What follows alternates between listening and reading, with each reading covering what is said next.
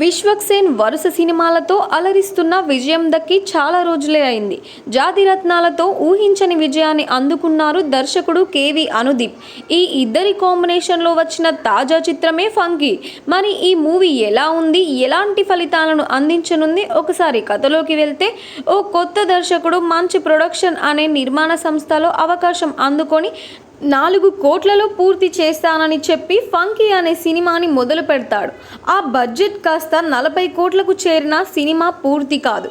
దాంతో మంచి నిర్మాత ఒత్తిడికి గురై ఆసుపత్రిలో చేరాల్సి వస్తుంది. అది తెలుసుకున్న నిర్మాత కుమార్తె చిత్ర సినిమా బాధ్యతల్ని తీసుకుంటోంది. బడ్జెట్ పెరగకుండా దర్శకుడితో మూవీ చేస్తానని చెప్పి రంగంలోకి దిగుతుంది. మరి అనుకున్న బడ్జెట్తోనే కోమల్తో సినిమా పూర్తి చేయించిందా? అది పూర్తయ్యేలోపు ఆ ఇద్దరి మధ్య ఏం జరిగింది తదితర విషయాల్ని తెరపై చూసి తెలుసుకోవాల్సిందే.